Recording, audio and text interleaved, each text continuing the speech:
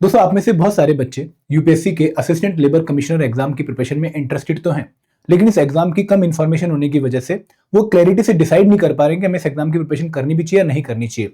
यहाँ पर इस वीडियो में मैं आप लोगों को कंप्लीट रिक्रूटमेंट साइकिल बताने वाला हूं असिस्टेंट लेबर कमिश्नर एग्जाम की, ताकि आपको पता लग जाए कि भाई किस फेजेस में एग्जाम होता है और कितना टाइम हर एक फेज के बीच में आपको मिलेगा इस एग्जाम की प्रिपरेशन करने के लिए, ताकि आपको क्लैरिटी मिले कि भाई इस एग्जाम को अप्रोच करें भी या नहीं करें। लेकिन आगे बढ़ने से पहले मैं आप लोगों से रिक्वेस्ट करूंगा कि भाई अगर आप लोग एएलसी एग्जाम की प्रिपरेशन करने के बारे में सोच रहे हैं तो इस एग्जाम की प्रिपरेशन का एक बहुत ही इंपॉर्टेंट रिसोर्स पीवाईक्यू आप डाउनलोड कर सकते हैं विद आंसर की। हम आप लोगों को 2015, 2017, 2023 के पीवाईक्यूज विद सॉल्यूशन प्रोवाइड कर रहे हैं, जिनको आप इस वीडियो के डिस्क्रिप्शन में जाके एक लिंक के थ्रू डाउनलोड कर सकते हैं। तो सब बात करते हैं असिस्टेंट लेबर कमिश्नर एग्जाम के कंप्लीट रिक्रूटमेंट साइकिल की। तो सबसे पहले हम बात करेंगे कि भाई इस वीडियो का एजेंडा क्या है। सबसे पहले हम ये जानेंगे कि भाई क्यों हमें जानना जरूरी है कि रिक्रूटमेंट साइकिल क्या है एएलसी एग्जाम की। ऐसी क्या जो है इससे हमें फायदा मिलने वाला है कि भाई हमें जानने की हाँ रिक्रूटमेंट साइकिल क्या होती है। फिर हम बात करेंगे कि भाई कंप्लीट रिक्रूटमेंट साइकिल है क्या, और फिर हम ये भी देखेंगे कि इस टाइम पर जब हम 2025 दिसंबर में खड़े हैं तो क्या सिचुएशन है और हम कब तक नोटिफिकेशन एक्सपेक्ट कर सकते हैं। तो ये पूरी चीजें हम कवर करने वाले हैं इस वीडियो में। हम शुरुआत करते हैं इस वीडियो की। सबसे पहले दोस्तों हम ये कवर करेंगे कि भाई why we should know about the complete recruitment cycle for ALC exam. देखो, जब भी हम किसी एग्जाम की तैयारी करते हैं तो हम में से हर एक बच्चे का एक नेचुरल सा क्वेश्चन होता है कि सर कितने टाइम में पूरा एग्जाम का प्रोसेस कंप्लीट हो जाता है, ताकि हम एक आइडिया लगा सके कि भाई इस एग्जाम की तरफ कूदे भी या नहीं कूदे।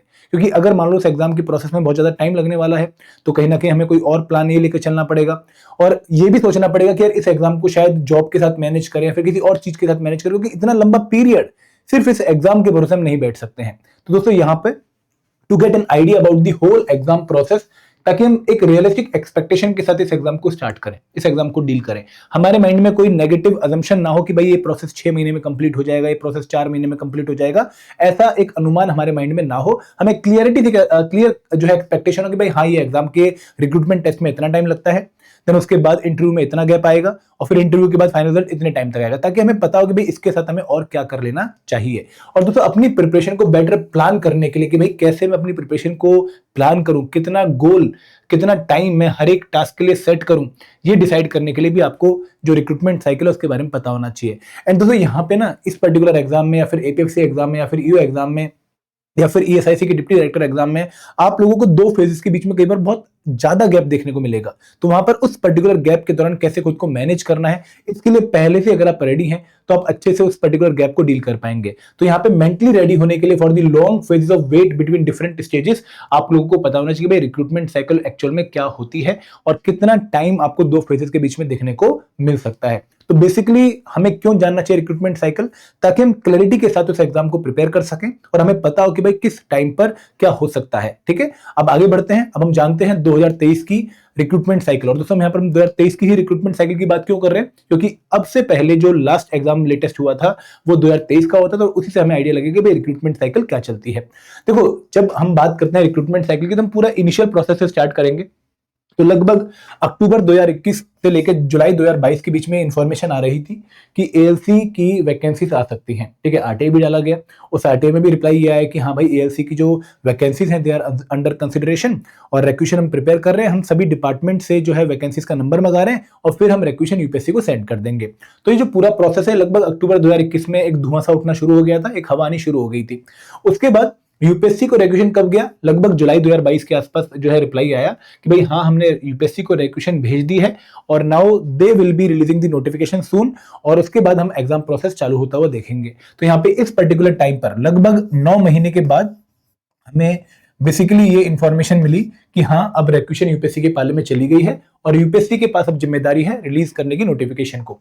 और दोस्तों यूपीएससी ने 12 नवंबर 2022 लगभग 3-4 महीने के गैप के बाद एएलसी की नोटिफिकेशन रिलीज करी और 29 वैकेंसीज की नोटिफिकेशन यूपीएससी ने रिलीज करी। इन द मीनवाइल अगर हम इस पर्टिकुलर पीरियड से पहले वाला पीरियड देखें तो सितंबर 2022 में 42 लेबर इन्फोर्समेंट ऑफिसर की वैकेंसीज की नोटिफिकेशन भी यूपीएससी रिलीज कर चुका था।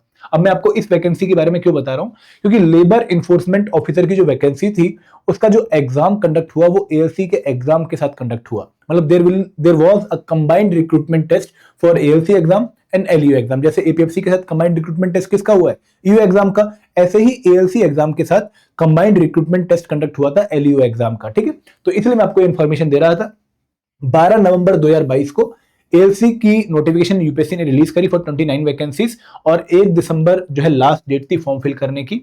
उसके बाद दोस्तों क्या हुआ कि प्रोसेस काफी लंबा हो गया और इस पर्टिकुलर टाइम तक बच्चे जो हैं वो पुराने सिलेबस के हिसाब से, ओल्ड सिलेबस के हिसाब से प्रिपरेशन कर रहे थे। ठीक है, 2017 में जब ये एग्जाम हुआ था उस टाइम पर सिलेबस डिफरेंट था और बच्चे उसके हिसाब से प्रिपरेशन कर रहे थे, क्योंकि जनरली यही टेंडेंसी होती है कि भाई जब लास्ट टाइम एग्जाम कंडक्ट हुआ उसमें जो सिलेबस पूछा गया था उसी के हिसाब से तैयारी करो। लेकिन यहाँ पे यूपीएससी ने एक ऐसा अनएक्सपेक्टेड जो है चेंज बच्चों के सामने एग्जाम से बहुत जो है कम ड्यूरेशन पहले डाल दिया ताकि बच्चे परेशान हो जाएं और उसका बच्चों को खामियाजा भुगतना भी पड़ा, क्योंकि बहुत सारे बच्चे पुराने सिलेबस के हिसाब से प्रिपेयर कर रहे थे। 7 जुलाई 2023 मतलब नोटिफिकेशन आने के लगभग 7 महीने बाद यूपीएससी ने एक नोटिस जारी किया जहां पर उन्होंने एग्जाम डेट 20 अगस्त 2023 अनाउंस कर दी और इसके साथ यूपीएससी ने बोला कि भाई अब हम सिलेबस में चेंज करके लेकर आ रहे हैं। उन्होंने कुछ कंपोनेंट माइनस कर दिए और लेबर कोड्स ऐड कर दिए। तो यहां पर 7 जुलाई 2023 को बच्चों को एग्जाम का एक्चुअल सिलेबस पता लगा कि भाई हाँ अब इस सिलेबस के हिसाब से पेपर कंडक्ट होगा और उनको एग्जाम डेट पता लगी कि भाई 20 अगस्त 2023 को यूपीएससी एएलसी एग्जाम 2023 का रिक्रूटमेंट टेस्ट कंडक्ट कर रहा है। तो दोस्तों यहाँ पे आप लोगों ने ये मान के चलना है कि भाई इस बार का सिलेबस जो है वो 2023 के हिसाब से होगा, बट आप नोटिस में जाकर एक्चुअली चेक करेंगे कि भाई एक्चुअल सिलेबस क्या होगा। तो यहाँ पे थोड़ा सा जो अनएक्सपेक्टेडनेस है उसके लिए आपको रेडी रहना चाहिए और आप जो सिलेबस कोर सिलेबस है एएलसी एग्जाम का उसको इतना अच्छे से प्रिपेयर कर लीजिए ताकि अगर कुछ अनएक्सपेक्टेड चेंज आता भी है तो उसको आप after the release of that change उसको भी जो है हैंडल कर पाए। ऐसा ना हो कि आप उस टाइम पर पुराना सिलेबस भी प्रिपेयर कर रहे हो और नए चेंज को कवर करने के लिए भी आप परेशान हो रहे हो। ठीक है, उसके दोस्तों यहाँ पे 20 अगस्त 2023 को रिक्रूटमेंट टेस्ट कंडक्ट हो गया। ठीक है, प्रोसेस काफी लंबा चला क्योंकि नोटिफिकेशन 12 नवंबर 2022 को आई थी और लगभग 10 महीने बाद आपका जो है रिक्रूटमेंट टेस्ट कंडक्ट हुआ। उसके बाद दोस्तों 19 सितंबर 2023 को एएलसी के रिक्रूटमेंट टेस्ट का रिजल्ट अनाउंस हुआ। ठीक है, लगभग 100 कुछ बच्चों को अनाउंस जो है इंटरव्यू के लिए बुलाया गया। उसके बाद फरवरी 2024 में यहाँ पर इंटरव्यू डेट्स अनाउंस करी गई फॉर दी एएलसी पोस्ट। अब आप में से काफी लोग सरप्राइज हो रहे होंगे कि सर यहाँ पर डिटेल्ड एप्लीकेशन फॉर्म नहीं फिल किया गया। ठीक है, तो जो हमारे स्टूडेंट सिलेक्ट हुए उन्होंने यही बताया कि भाई उस टाइम पर डेफ for the ALC post fill नहीं करवाया गया था, ऐसी कोई फॉर्मेलिटी उस टाइम पर नहीं हुई है।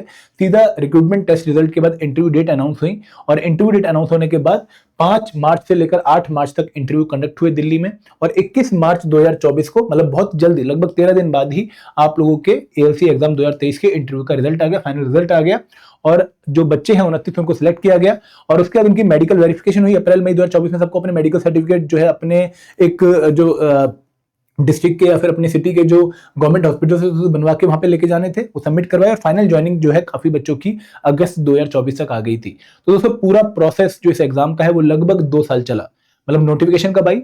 नवंबर 2022 में और रिक्रूटमेंट टेस्ट कब हुआ? अगस्त 2023 में और ज्वाइनिंग कब हुई? अगस्त 2024 में। तो यहां पर आप लोगों को यही एक इंडिकेशन मिल रहा है कि भाई एग्जाम प्रोसेस काफी लंबा चलता है।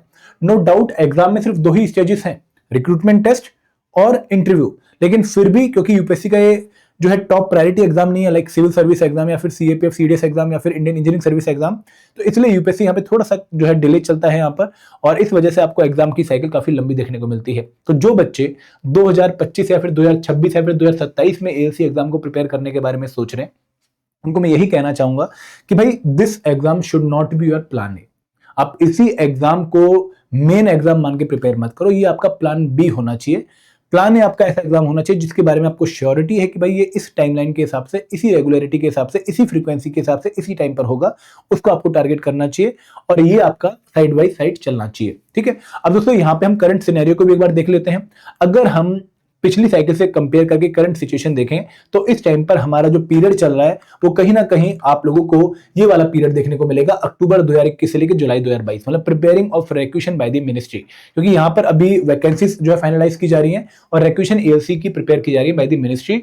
तो इसके बाद लगभग आप लोगों को 1 साल का टाइम देखने को मिल सकता है for the release of notification और उसके बाद आपको प्रोसेस और लंबा देखने को मिलेगा। तो यहाँ पे मतलब मैं कहूंगा कि ये कछुए की चाल एग्जामिनेशन चलता है। ठीक है, बहुत स्लो चलता है, बहुत फास्ट ये एग्जाम प्रोसेस नहीं होते हैं। तो कहीं ना कहीं आप लोगों को इन एग्जाम्स के भरोसे नहीं रहना चाहिए। ये एग्जाम आपकी प्रायोरिटी में 2nd नंबर पे या 3rd नंबर पे होने चाहिए। हाँ, क्योंकि इनका सिलेबस बहुत कम है, ये जब भी आएंगे आप इनके लिए रेडी हो जाओगे। क्योंकि अगर आप एएलसी एग्जाम का सिलेबस भी देखोगे तो आप लोगों को वहां पर IR and labour law, labour codes, then social security acts, quant और करंट अफेयर, यही 5-6 कंपोनेंट आपने प्रिपेयर करने हैं। तो बहुत ज़्यादा हैवी सिलेबस नहीं है, ठीक है। हैवी यहाँ पे जो है आपको प्रॉब्लम नहीं आने वाली है, आप इसको मैनेज कर सकते हो। अगर आप लोगों ने एपीएफसी या फिर ईओ एग्जाम की तैयारी कर रखी है तो आपके लिए सिचुएशन थोड़ी सी नॉर्मल रहेगी। आप टच में रहो इन चीज़ों से, लेबर लॉस पढ़ते रहो, लेबर कोड्स पढ़ते रहो, आईआर पढ़ते रहो, ठीक है, सोशल सिक्योरिटी एक्ट कवर करते रहो। अगर कोई अनएक्सपेक्टेड चेंज आएगा भी, क्योंकि ये तो कोर सिलेबस है, इसको तो चेंज नहीं करेंगे, अगर कुछ अनएक्सपेक्टेड चेंज आएगा भी तो भी आप उसको नोटिफिकेशन के बाद हैंडल कर लोगे, ठीक है। तो यहाँ पे ये आपके लिए एक वीडियो मैंने बनाई थी ताकि आप लोगों को क्लियर कट आइडिया मिल जाए कि भाई कैसे रिक्रूटमेंट साइकिल चलती है, ठीक है। ये सारी इन्फॉर्मेशन मैंने जो लोग सिलेक्ट हुए हैं उन्हीं के माध्यम से जो है कैटर करी है, क्योंकि उनके साथ हम भी थे, तो जहां पे डाउट हुआ मैंने उनसे पूछ भी लिया। तो आई होप आपको अभी क्लैरिटी हेल्प करेगी ये चूज करने में कि भाई आपको इस एग्जाम को किस तरीके से हैंडल करना चाहिए। This is all from my side, thank you very much, जय हिंद, जय भारत।